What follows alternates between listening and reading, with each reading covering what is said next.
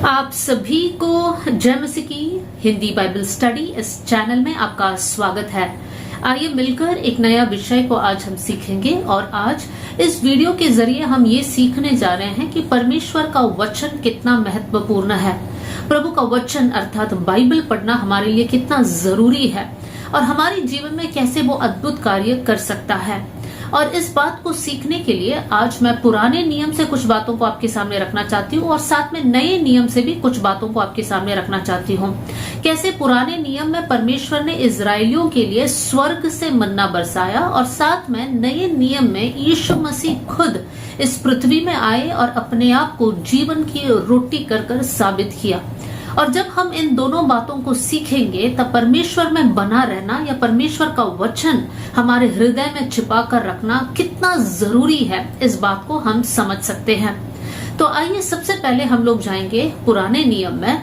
Israeli लोग मिस्र देश में गुलाम होकर रह रहे थे और परमेश्वर ने मूसा के जरिए इजरायलियों को मिस्र देश से छुड़ाया।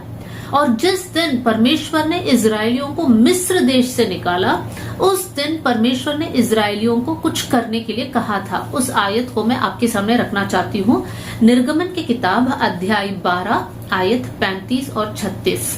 Exodus chapter 12 verse 35 and 36। यहाँ पर हम इस प्रकार पढ़ते हैं, और इजरायलियों ने मूसा के कहने के अनुसार मिस्रियों से सोने चांदी के गहने और वस्त्र मांग लिए।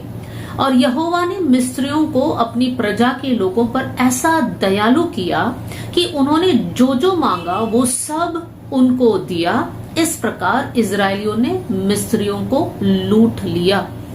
अब हम देखते हैं कि जैसे इजरायली लोग मिस्र देश को छोड़कर लगभग 430 साल की गुलामी को छोड़कर वो लोग आजादी की ओर निकल रहे थे, उस अंतिम दिन में इजरायली लोगों ने जाकर उस देश मिस्र देश के लोगों से कहा कि तुम्हारे सोना चांदी कुछ कपड़े हमको दे दो।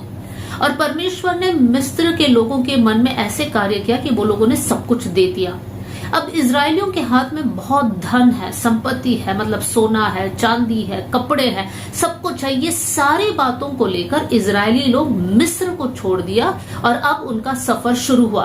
और अब वो लोग जा रहे हैं वायदे के देश में, कनान के देश में। और ये सफर लगभग 40 साल का रहा।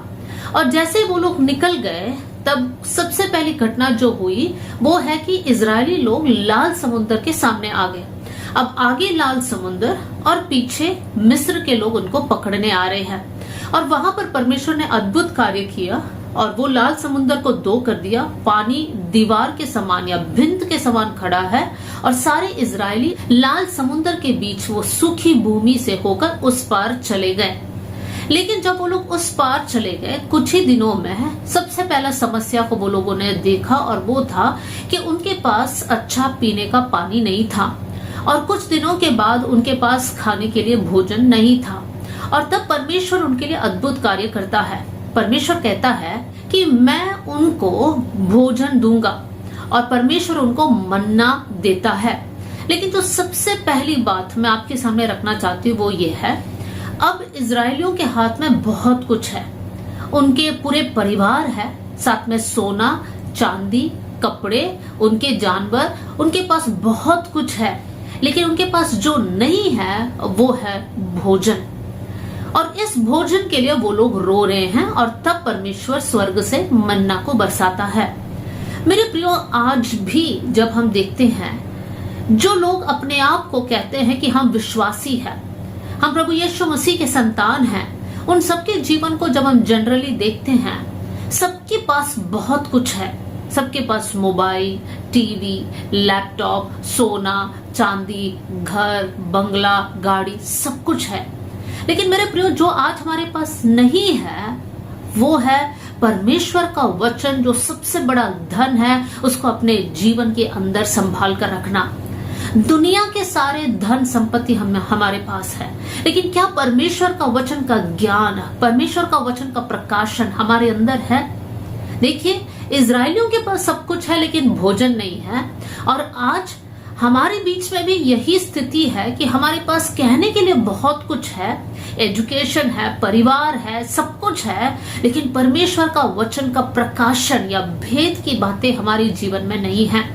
हम में से कितने लोग दावे के साथ कह सकते हैं कि हमने पूरा बाइबल पढ़ लिया, हम लोग पूरा बाइबल को अच्छे से जानते हैं, हमें मालूम है प्रभु यीशु मसीह की शिक्षाएं क्या है। हम जब बाइबल पढ़ते हैं, पुराने नियम, नया नियम हम लोग साथ में रखकर सीख सकते हैं और परमेश्वर हमको प्रकाशन को देता है, भेद की बातें बताता है। हम में से कितने लोग ऐसे कह सकते हैं मेरे प्रियो? आज जरूरी है कि कलीसिया अर्थात प्रभु के लोग परमेश्वर के पास वापस आए और एक नया समर्पण को ले कि हम प्रभु के वचन को सबसे ज्यादा इंपॉर्टेंस देंगे, सबसे ज्यादा महत्व देंगे। मेरे प्रियो, सिर्फ बाइबल को अच्छे से संभाल कर कबर्ड में रखना जरूरी नहीं है, लेकिन बाइबल को खोलकर उसको पढ़कर अपना वचन, प्रभु का वचन को हमारे हृदय के अंदर संभाल कर रखना सबसे जरूरी है। तो हम पुराने नियम और नए नियम में क्या देख रहे हैं? इनके पास सब कुछ है लेकिन भोजन नहीं है। नए नियम में या अर्थात आज हमारे जीवन में कहने के लिए सब कुछ है, लेकिन जिस प्रकार वचन का ज्ञान हमारे अंदर होना चाहिए वो नहीं है। इसलिए वचन में हम इस प्रकार पढ़ सकते हैं, मेरे लोगों में ज्ञान के कमी होने के कारण या ज्ञान नहीं होने के कारण मेरे लोग नाश हो रहे हैं। परमेश्वर कहता है मेरे लोगों के पास ज्ञान की कमी है, इसलिए लोग नाश हो रहे हैं। मेरे प्रियो, आज हम लोग इस वचन को सुनते समय ये डिसीजन को ले कि हम प्रभु के वचन को इंपॉर्टेंस देंगे और हर दिन पढ़ेंगे। आइए हम लोग दूसरे पॉइंट की ओर हम जाएंगे। अब हम पढ़ेंगे निर्गमन की किताब अध्याय 16 आयत 13 से लेकर 15, एक्सोडस चैप्टर 16 वर्स 13 to 15 आपके लिए पढ़ना चाहती हूँ।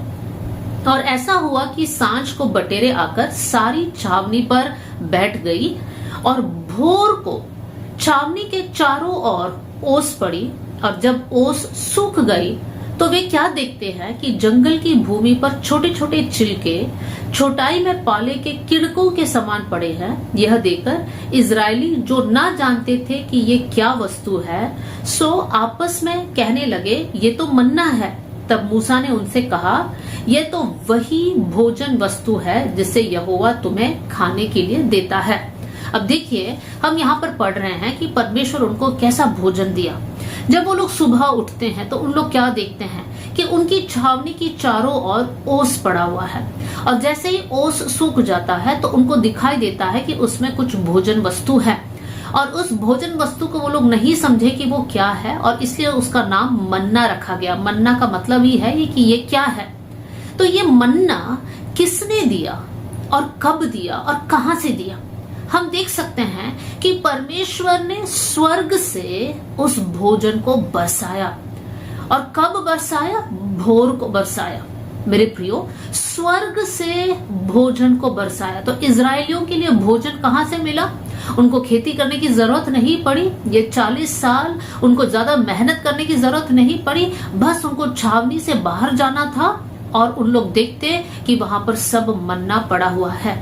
मेरे प्रियो, नए नियम में भी हम ये देख सकते हैं, हमारा आत्मिक भोजन अर्थात हम लोग जब बाइबल पढ़ते हैं, वचन में इस प्रकार लिखा है कि आदि में वचन था, वचन परमेश्वर के साथ था, वचन परमेश्वर था।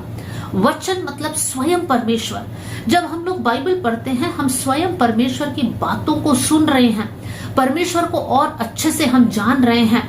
और एक आयत को मैं इसके साथ पढ़ना चाहती हूँ ताकि हम लोग उस आयत के द्वारा परमेश्वर का वचन को पढ़ने का अहमियत को हम समझ सकें। यूहन्ना के सुसमाचार अध्याय 6 आयत 33 से 35, जॉन 6 वर्स 33 to 35। क्योंकि परमेश्वर की रोटी वही है जो स्वर्ग से उतरकर जगत को जीवन देती है। एक और बार उस लाइन को रिपीट करना चाहती हूँ। परमेश्वर की रोटी वही है जो स्वर्ग से उतरकर जगत को जीवन देती है। कौन है जो स्वर्ग से उतरकर इस पृथ्वी में आकर लोगों को जीवन दिया? वो है प्रभु यीशु मसीह। हम आगे पढ़ते हैं। तब उन्होंने उससे कहा, हे प्रभु, ये रोटी हमें सर्वदा दिया कर। यीशु ने उनसे कहा, जीवन की रोटी मैं हूँ। जो मेरे पास आता है वो कभी भूखा ना होगा, और जो मुझ पर विश्वास करता है वो कभी प्यासा ना होगा। हम देखते हैं कि इजरायली लोग भूखे थे, प्यासे थे, तो यीशु मसीह यहाँ पर कहता है कि मैं जीवन की रोटी हूँ। जो मेरे पास आते हैं वो कभी भूखा नहीं रहेगा और जो मुझ पर विश्वास करते हैं वो कभी प्यासा नहीं रहेगा। यीशु मसीह ये समझाना चाहता है कि मैं आत्मिक भोजन हूं, मैं जीवन की रोटी हूं। अगर प्रभु के लोग प्रभु पर विश्वास करेंगे, प्रभु के करीब आएंगे, तो आत्मिक रीति से वो कभी भी भूखे प्यासे नहीं होंगे। हम लोग तृप्त होंगे, हम लोग संतुष्ट रहेंगे। इसलिए मत्ती का सुसमाचार अध्याय 5 में लिखा है कि धन्य है वे जो धर्म के या धार्मिकता के भूखे और प्यासे हैं, क्योंकि वो तृप्त किए जाएंगे। हमें समझना है हम प्रभु के बच्चे हैं, हमें आत्मिक रीति से मजबूत होना है। और आत्मिक रीति से ऐसे ही मजबूत होते हैं जैसे शारीरिक रीति से होते हैं। अगर शारीरिक रीति से हमें मजबूत होना है तो पौष्टिक आहार को समय पर खाना है, वैसे ही आत्मिक रीति से हमें बलवंत रहना है तो हमें आत्मिक भोजन को लेना है, अर्थात परमेश्वर का वचन को पढ़ना है। जब हम बाइबल पढ़ते हैं तब हम स्वयं परमेश्वर की बातों को सुन रहे हैं, पढ़ रहे हैं, हमारे जीवन में हम बल को दे रहे हैं। मेरे प्रियो, हम पुराने नियम में देख सकते हैं कि परमेश्वर ने स्वर्ग से मन्ना को बरसाया, और हम नए नियम में देख सकते हैं कि यीशु मसीह स्वर्ग से उतरकर इस पृथ्वी में आए ताकि जो कोई यीशु पर विश्वास करे वो अनंत जीवन पाए, वो फिर कभी भूखा ना हो और कभी प्यासा ना हो। तो क्या है जो पुराने नियम का मन्ना था जो लोगों को ताकत दिया, वो नया नियम में क्या है? हमारी आत्मिक जीवन के लिए स्वयं यीशु मसीह है। तो हर दिन हमें यीशु की बातों को सुनना है। कैसे सुनेंगे? जब हम प्रभु के वचन को पढ़ेंगे। आइए हम लोग आगे बढ़ेंगे। तीसरी बात जो मैं आपके सामने रखना चाहती हूँ, गिनती के किताब अध्याय 11 आयत 8, नंबर्स चैप्टर 11 वर्स 8। यहाँ पर हम इस प्रकार पढ़ते हैं, मन्ना तो धनिये के समान था और उसका रंग रूप मोती का सा था। लोग इधर उधर जाकर उसको बटोरते और चक्की में पीसते व ओखली में कूटते थे, फिर तसल्ले में पकाते और उसके फुलके बनाते थे, और उसका स्वाद तेल में बने हुए पुए का सा था। यहाँ पर इजरायली लोग मन्ना को बटोरते थे और उस मन्ना को वो लोग डायरेक्ट नहीं खाते थे। उस मन्ना को वो लोग बटोरते थे, वो लोग कूटते थे, वो लोग पीसते थे और उसे फुलके बनाते थे। तो मन्ना के साथ उनको काम करना पड़ता था, मेहनत करना पड़ता था। हमारी आत्मिक जीवन में हमें समझना है, हम में से काफी लोग ऐसे होंगे जो वचन पढ़ते हैं, हमने सोच लिया एक अध्याय पढ़ लिया, हमने 2 मिनट में एक अध्याय पढ़ लिया, बाइबल को बंद कर दिया और हम बहुत संतुष्ट हैं। क्यों हम संतुष्ट हैं? क्योंकि हमें ऐसा लगता है कि आज का बाइबल हमने पढ़ लिया। लेकिन मेरे प्रियो, परमेश्वर का वचन को सिर्फ पढ़कर छोड़ना नहीं है जैसे हम कोई कहानी के किताब को पढ़ते हैं। प्रभु के वचन के ऊपर हमें मेहनत करना है, वचन को ध्यान पूर्वक पढ़ना है, उस घटना को या उन पदों को हमारे मन में रखना है, उसके ऊपर मनन करना है, मेडिटेट करना है। जब भी हम घर से बाहर जाते हैं, आते हैं, कुछ काम करते हैं या फिर हम थोड़ा सा विश्राम करते हैं, वो आयत हमारे मन में हमें सोचते रहना है, परमेश्वर ने ऐसा कहा, उसका क्या मतलब है? प्रभु आप मुझसे बात करना। या फिर आप अलग अलग बाइबल को लेकर पढ़ सकते हैं, अलग अलग ट्रांसलेशन जिसमें है, क्योंकि काफी बार जब आप पढ़ते हैं अलग अलग बाइबल्स को लेकर या अलग अलग अनुवाद को लेकर पढ़ते हैं तो अलग अलग शब्द है, तो उस आयत को और अच्छे से आप समझ सकते हैं। देखिए यहाँ पर आप मेहनत कर रहे हैं, इतना ही नहीं, आपको अब वो आयतों को याद करना है। याद मतलब कंठस्थ करना है, उसको मेमोराइज करना है, ताकि वो अपने जीवन में वो जब आपको जरूरत है उन आयतों को आप बोल सकते हैं। परमेश्वर की आत्मा उन आयतों को आपको याद दिलाएगा। बहुत से वक्त जब परमेश्वर हमसे बात करता है, परमेश्वर वचन के जरिए बात करता है। और परमेश्वर कैसे बात करता है? परमेश्वर कुछ आयतों को हमारे मन में याद दिलाता है। और अगर प्रभु हमें आयत याद दिलाना है तो सबसे पहले हमें आयत याद होना चाहिए। अगर आयत ही याद नहीं है तो परमेश्वर हमारे मन में कैसे याद दिलाएगा? क्योंकि जो बात मैंने कभी पढ़ा ही नहीं और प्रभु मेरे मन में डालता है तो मुझे नहीं पता है कि प्रभु के वचन से है या कहीं और से है। तो मुझे पढ़ना है, कंठस्थ करना है, उस पर मनन करना है, उसको क्लेम कर कर, प्रॉमिस को क्लेम कर कर मुझे प्रार्थना करना है। मतलब उस वायदे को लेकर मुझे प्रार्थना करना है, जहां पर सुधरना है वहां पर मुझे सुधरना है। तब जाकर परमेश्वर का वचन मेरे जीवन में एक बल का कारण होगा। तो मन्ना को कैसे खाते थे? वो लोग बटोरते थे, इकट्ठा किया, उसको कूटते थे, पीसते थे, फिर बनाते थे और वैसे ही हम लोग यहाँ पर भी देख सकते हैं कि नए नियम में भी आज हमारे जीवन में प्रभु के वचन के साथ हमें मेहनत करना है। बस 2 मिनट लेकर या 5 मिनट लेकर हमको पढ़कर समाप्त नहीं करना है। हमें समय निकाल कर प्रभु के वचन के साथ हमें टाइम स्पेंड करना है। आप जब बाइबल पढ़ते हैं इस उम्मीद के साथ पढ़ना कि प्रभु मुझसे बात करेगा, तो उस मानसिकता के साथ समय निकालकर आपको प्रभु के वचन के साथ बैठना है। आगे मैं बताना चाहती हूँ कब ये मन्ना को लोग बटोरते थे। ये ओस में मिलता था, मतलब भोर को लोग जाते थे और इस मन्ना को इकट्ठा करते थे। मेरे प्रियो, ये उनका एक टाइम टेबल बन गया। 40 साल उनका जीवन का एक रूल बन गया कि हमें सुबह उठना है, बाहर जाना है, मन्ना बटोरना है और लेकर आना है। हर दिन सुबह उनको ये करना था। उनके लिए एक टाइम टेबल फिक्स बन गया। हमारी आत्मिक जीवन में भी या हमारे रोज के जीवन में जब हम देखते हैं हमारा एक टाइम टेबल सेट है। हम 5 बजे उठते हैं, 6 बजे उठते हैं, कुछ लोग 7 बजे उठते हैं, फिर वो लोग रेडी होते हैं, ड्यूटी जाते हैं या फिर खाना बनाते हैं। एक टाइम टेबल फिक्स है। देखिए, इजरायलियों का टाइम टेबल क्या था? सबसे पहले उनको उठकर मन्ना बटोरना था। हमारे जीवन के टाइम को हम ऐसा सेट करें कि हम सुबह उठकर कम से कम एक 20 या 30 मिनट हम प्रभु के साथ बिताएं, हम बाइबल को पढ़ें। मेरे प्रियो, हम में से बहुत लोग कहते हैं हमारे पास समय ही नहीं है। मेरे प्रियो, अगर आपका ड्यूटी आधा घंटा पहले शुरू होता तो क्या हम पहले आधा घंटा पहले नहीं उठते? क्योंकि हमको टाइम पे पहुंचना है तो हम उठते, राइट?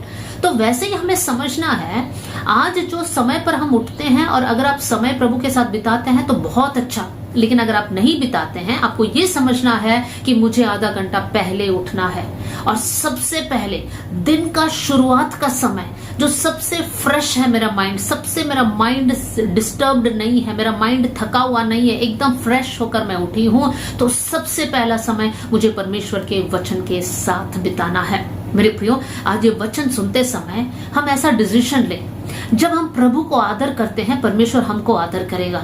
जब सुबह का सबसे पहला समय निकालकर हम बोल रहे हैं प्रभु मुझे आपसे सुनना है, इसका मतलब हम प्रभु से ये दिखा रहे हैं, ये कह रहे हैं प्रभु हम आपसे बहुत प्रेम करते हैं, आपको आदर करते हैं और आपसे सुनना चाहते हैं, हमारा दिन आप ही से शुरू होगा। हमें ऐसा फैसला को लेना है। हम में से बहुत सारे लोग शायद इस प्रकार के होंगे, हम मुंह से बहुत बड़े बड़े बात बोलते हैं, प्रभु के लिए हम जान दे देंगे, प्रभु के लिए हम जिएंगे, लेकिन वास्तव में हम प्रभु के साथ थोड़ी देर बैठ भी नहीं पा रहे हैं। अगर हमारा लाइफ ऐसा है मेरे प्रियो, तो हमें चेंज करना, सुधरना बहुत जरूरी है। आइए हम लोग आगे बढ़ेंगे। मन्ना के स्वाद क्या था कर हम देखेंगे। निर्गमन की किताब अध्याय 16 आयत 31, एक्सोडस चैप्टर 16 वर्स 31 में हम इस प्रकार पढ़ते हैं, इजराइल के घराने ने उस वस्तु का नाम मन्ना रखा और वह धनिया के समान श्वेत था और उसका स्वाद मधु के बने हुए पुए का सा था। मधु के ना, एक हनी का टेस्ट था। और नए नियम में हम लोग प्रभु का वचन को जब हम पढ़ते हैं, हम इस बात पर विश्वास करते हैं कि परमेश्वर का वचन मध से भी मीठा है। ये हम लोग भजन संहिता 119 में पढ़ते हैं कि तेरा वचन मध से भी मीठा है। मेरे प्रियो, प्रभु का वचन हमारे लिए बहुत मीठा है अगर हम प्रभु का वचन को समझने और एंजॉय करने के लिए हम तैयार हैं। प्रभु का वचन हम में से बहुत सारे लोगों के लिए बोरिंग है। हम सिर्फ पढ़ते हैं या पढ़ना चाहते हैं लेकिन पढ़ते भी नहीं हैं। लेकिन हमें समझना है, जैसे ही हम परमेश्वर के वचन को पढ़ेंगे और समझने लगेंगे तो हम उन बातों में एंजॉयमेंट को हम लोग पाएंगे, हम उन बातों को एंजॉय करेंगे, उसमें हम लोग खुशियों को ढूंढने लगेंगे, हमारा आनंद उसी में है। तो परमेश्वर का वचन मध से भी मीठा है और ये मध से भी मीठा वचन को हमें हर दिन पढ़ना जरूरी है। जैसे इजरायली लोग हर दिन जाकर इकट्ठा करते थे, वैसे हमें भी हमारे जीवन में हर दिन पढ़ना जरूरी है। आइए हम लोग आगे बढ़ेंगे। अगला जो आयत मैं आपके सामने रखना चाहती हूँ वो है भजन या साम 78 वर्स 23, 24, 25। मन्ना का खासियत के बारे में मैं आपके सामने कुछ बातों को रखना चाहती हूँ। साम 78 वर्स 23, 24, 25 मन्ना के बारे में हम पढ़ते हैं, तो भी उसने आकाश को आज्ञा दी और स्वर्ग के द्वारों को खोला और उनके लिए खाने को मन्ना बरसाया। देखिए, स्वर्ग के द्वार को खोला और मन्ना बरसाया और उन्हें स्वर्ग का अन्न दिया वर्स 25, मनुष्यों को स्वर्ग दूतों की रोटी मिली और उनको मनमाना भोजन मिला। कितनी अद्भुत बात है। इजरायलियों ने इसके महत्व को नहीं समझा, लेकिन हम पढ़ते हैं परमेश्वर ने स्वर्ग के द्वार को खोला, स्वर्ग का अन्न, स्वर्ग दूतों की रोटी को लोगों के सामने बरसाया। जो मन्ना वो लोग खा रहे थे वो कोई साधारण भोजन नहीं था। उसमें परमेश्वर ने उनके लिए जो भी बातें जरूरी था सब कुछ मिलाकर उनको दिया। मेरे प्रियो, हमें समझना है 40 साल इन लोगों ने मन्ना खाया, लेकिन किसी चीज की कमी उनके शरीर में उन्हें कभी महसूस नहीं हुआ। परमेश्वर ने उनको हष्ट पुष्ट रखा। मतलब ये मन्ना कितना ही एक्स्ट्रा ऑर्डिनरी प्रोडक्ट है। हमें समझना है प्रभु का वचन भी ऐसा है, साधारण लोगों को असाधारण बना देता है, साधारण लोगों को अलौकिक या सुपर नेचुरल बना देता है। क्या बनाता है? परमेश्वर का वचन। जब मैं और आप परमेश्वर के वचन के प्रति प्रेम उत्पन्न करेंगे, प्रभु के वचन को हम पढ़ेंगे, वो वचन को हमारे जीवन में हम संभाल कर रखेंगे, वो वचन को हमारे जीवन में फलवंत होने देंगे, वो वचन हमारे जीवन में कार्य करने की अनुमति हम देंगे, तो हमें समझना है वो वचन हमें बदल देगा।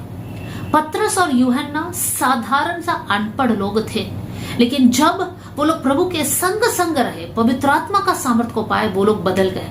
वो लोग ऐसे सामर्थी लोग बन गए।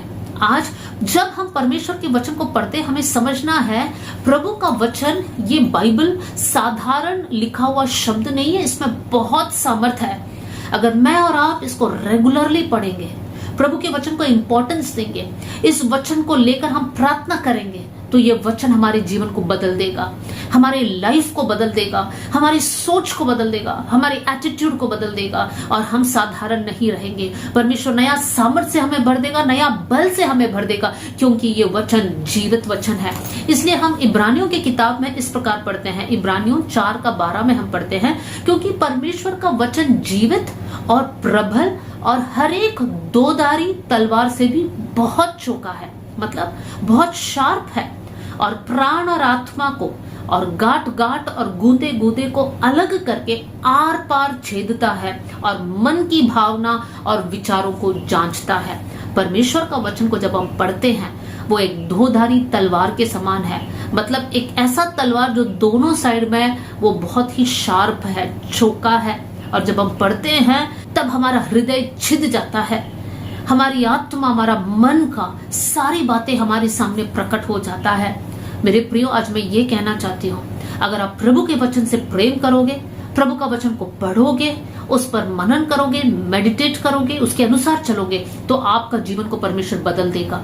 आप एक आशीषित व्यक्ति बन जाओगे, सामर्थी व्यक्ति बन जाओगे, बलवंत व्यक्ति बन जाओगे। लेकिन चुनाव हमारे हाथ में है। क्या सुबह सुबह उठकर हम मोबाइल चेक करें, या सुबह सुबह उठकर हम बाइबल पढ़ें? क्या सुबह सुबह उठकर हम सोचे नहीं और 5 मिनट सोए, या फिर सुबह सुबह उठकर प्रभु मुझे आपसे सुनना है, मैं बाइबल पढ़ने जा रही हूँ, आप मुझसे बात करना। ये एक भूख, ये एक तड़प के साथ हम उठते हैं। हमें हमारा जीवन को जांचना है। 40 साल इजरायलियों ने मन्ना खाया, वो मन्ना जो परमेश्वर ने स्वर्ग से बरसाया, और आज हमें समझना है हम भी एक यात्रा में है, हम भी वायदे के देश में पहुंचेंगे। हमारा वायदा का देश स्वर्ग राज्य है, अनंत जीवन की ओर जब हम बढ़ रहे हैं, हम इस स्वर्गीय मन्ना को प्रतिदिन हमें अंदर लेना है, वचन को पढ़ना है। आइए इस निर्णय के साथ इस वचन के और हम लोग समर्पण करें कि प्रभु हम हर दिन बाइबल पढ़ेंगे। आइए हम लोग प्रार्थना करें। स्वर्गीय पिता, आज का वचन के लिए मैं धन्यवाद देती हूँ। ये वचन सुनने वाले हर एक भाई बहन के लिए मैं प्रार्थना करती हूँ, प्रभु जी वचन को आदर करने, वचन को पढ़ने, वचन से प्रेम करने, वचन पर विश्वास करने के लिए आप हम पर अनुग्रह करना। प्रभु ये वचन को जब हम पढ़ते हैं प्रभु, हम भूलने वाले ना बने, लेकिन उन बातों को हमारे हृदय में रखकर उस पर हम मेडिटेट करें, उस पर हम मनन करें कर मैं प्रार्थना करती हूँ। प्रभु जी ये वचन सच्चा है, जीवित है, हम विश्वास करते हैं प्रभु जी, ये वचन हमें बदलने का सामर्थ्य को रखता है प्रभु। इसलिए हम अपने आप को आपके सामने देते हैं और ये प्रार्थना करते हैं प्रभु, वचन के अनुसार जीने का मदद करना प्रभु जी। थैंक यू प्रभु, आपने हमारी प्रार्थना सुन लिया। सुनने वाले हर एक भाई बहन आशीषित होने पाए। अगर किसी के लिए भी बाइबल पढ़ना बोरिंग है तो प्रभु मैं विशेष उनके लिए प्रार्थना करती हूँ, प्रभु यीशु मसीह के नाम से एक बदलाव उनके जीवन में आए। एक बहुत बड़ा छुटकारा उनको मिले, ताकि वो प्रभु के वचन को प्रतिदिन पढ़े। थैंक यू प्रभु, आपने प्रार्थना सुन लिया। सारा आदर, सारी महिमा आपको देते हुए प्रभु यीशु मसीह के नाम से हम मांगते हैं, amen. God bless you all. जय मसीह की।